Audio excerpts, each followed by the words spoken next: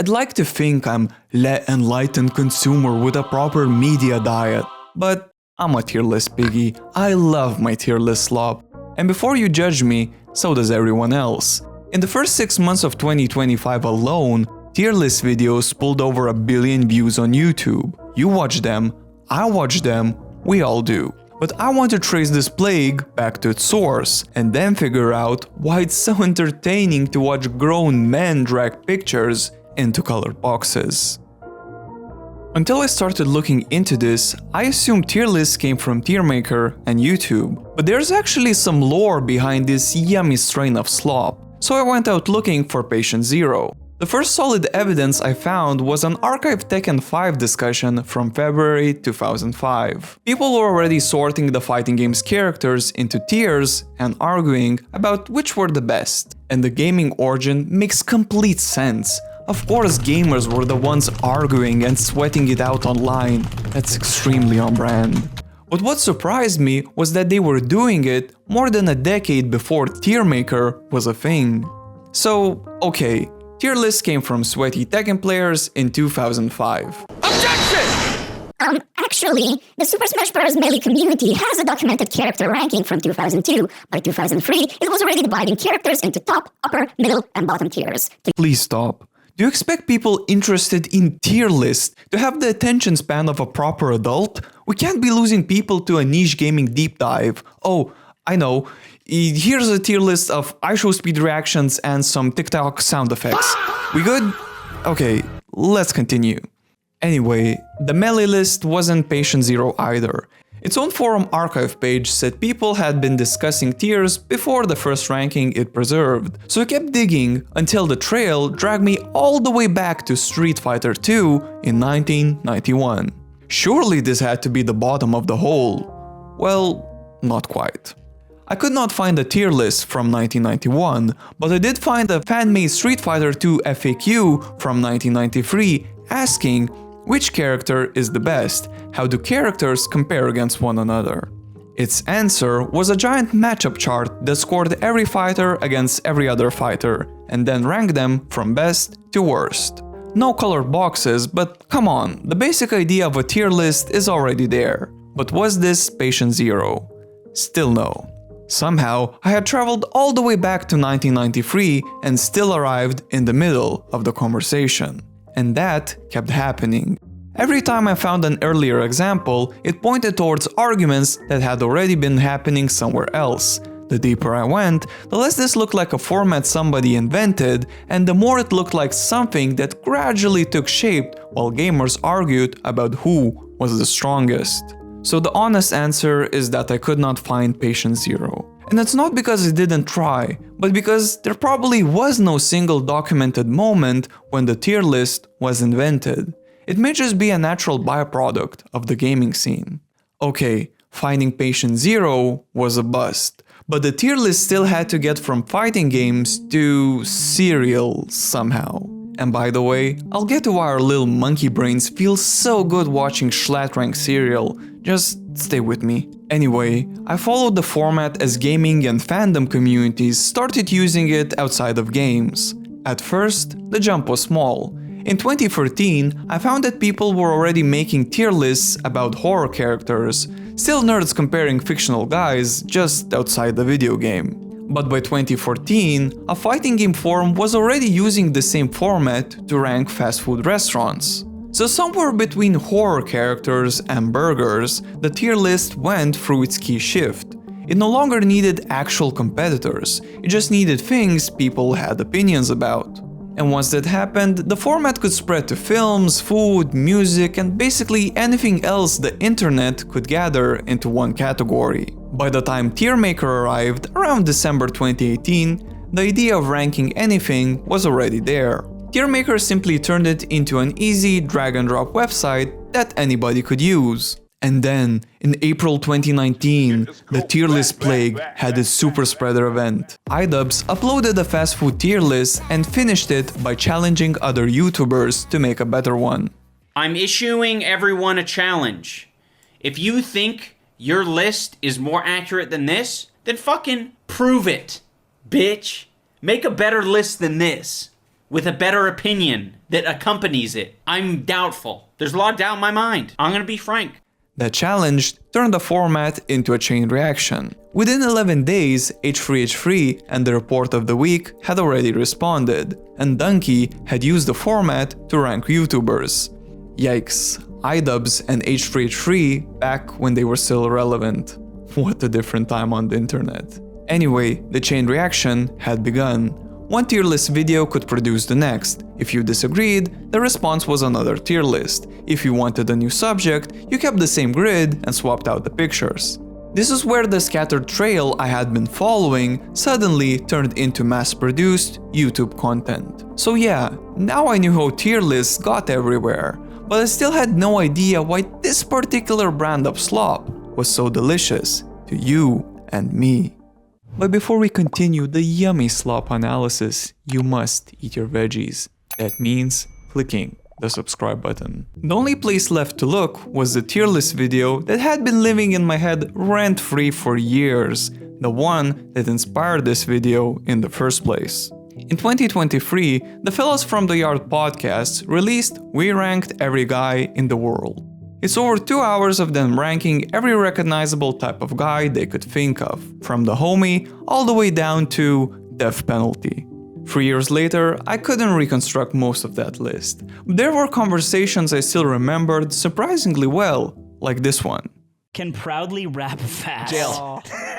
Jail. If I'm like hanging out, I'm meeting new people, and one of the guys is like proudly doing a Twistiverse. Want to hear me or do? Like Want to hear me do do the Buster Rhymes yes, segment from? He's like, I can do the whole. I can now? actually do Buster Rhymes on 1.5. I'm not actually at 2x yet, but I can do 1.5. You know I don't ever want to talk to them again. This is the guy in the fast. freestyle circle who does Eminem Rap God, and everyone's like, "Dude, we're freestyling." Yeah.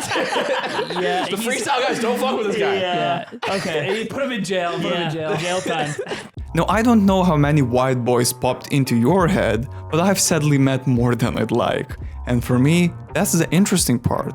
It isn't just that rapping fast is cringe, they're all clearly picturing the same painfully specific guy. More importantly, so am I. Of course he brags that he can do Busta Rhymes at 1.5 speed. Of course he's obsessed with Rap God. Every detail feels less like they're inventing him and more like they have remembered something else he did. And apparently, that was the part my brain cared about. Ask me where most of the other guys ended up on the list? No clue. Which is pretty weird for a video whose entire premise was ranking every guy in the world. So maybe what had stayed with me wasn't really the tier list itself, it was listening to the Yard Boys talk. Yard glaze aside, once I thought about how I actually watched tier list, that explanation started making a lot of sense. Because I don't really watch tier lists just from anyone. I have never searched YouTube for tier list and clicked on whichever one appeared first. I'm not handing precious minutes of my life to some random guy just because he has strong opinions about billionaires' houses. Calm down. It's just content, it's just content. Oh my fucking god, the tier list starts with Putin, how? I watch tier lists made by creators I already like. Ludwig, FD Signifier, Duncan Clark, and plenty of others.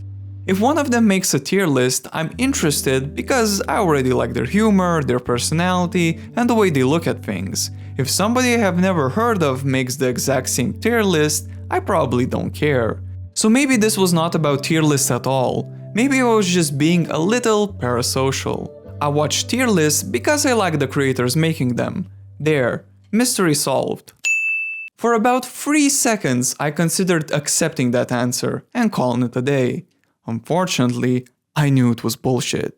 My grand discovery was that entertaining people are entertaining. Excellent work. The same brilliant theory would explain every other video I watch from them.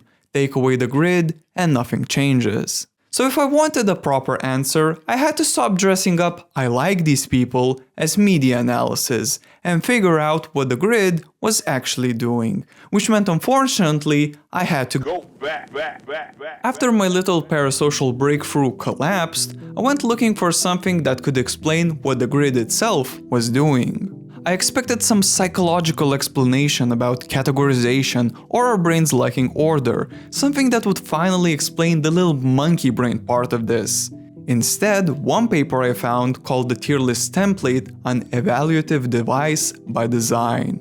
At first, that sounded like academics saying tier lists rank things, which thank you, I had noticed. But reading the paper did give me a better question. What actually changes when an opinion has to be placed somewhere? So I went back to the yard and watched them rank another guy, this time paying attention to the decision itself. Incel. Death penalty? And as soon as they say incel, I'm ranking the guy too. Before anybody has explained what kind of person we're talking about, my brain has already dragged him toward the bottom of the list. I don't do this with every tier list. If I have no feelings about the subject, I'm perfectly happy to sit there and let somebody else move the little pictures around.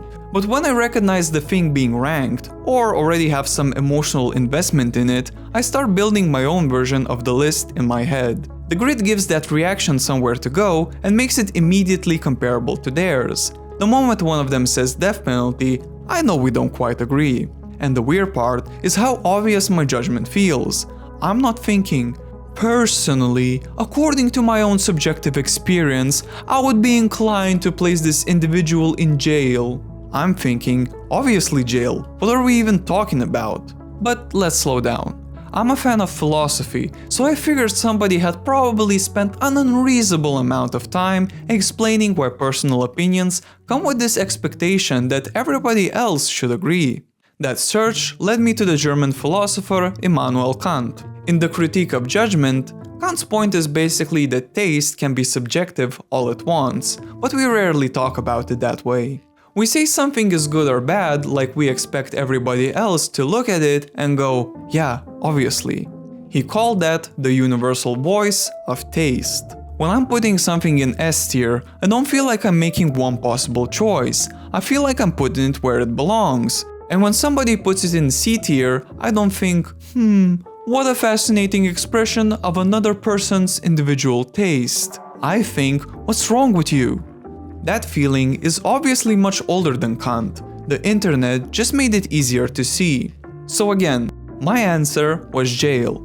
The first suggestion on the yard was death penalty. But before the incel went anywhere, one of them stopped to ask, should incels be punished with death or should they be reformed? They spend the next minute deciding what incel actually means. Are they using the literal definition, somebody who cannot get laid, or talking about the online movement built around hating women? By the end, they settle on jail and agree that reforming incels would be nice. Which I completely agree with. These lost lambs of the internet need to be herded towards some grass. Now, evaluative device by design actually meant something. They didn't already know where the incels should go. The grid was making them work it out. The tier list turns a gut reaction into a concrete option. Once death penalty is on the table, everybody else can ask why the hell the guy belongs there. And because I already picked my own answer, I'm checking their case against mine the whole time. The grid gives them something to work with. What they do with it is still up to them. Because you know what the grid can't do? Make somebody interesting. A boring creator can say, B tier, I guess, and move on.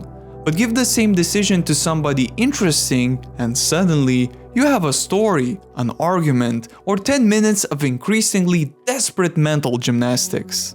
And once tier lists left gaming, the person making them mattered even more. Competitive games at least give you something to work with. Matchups, statistics, tournament results.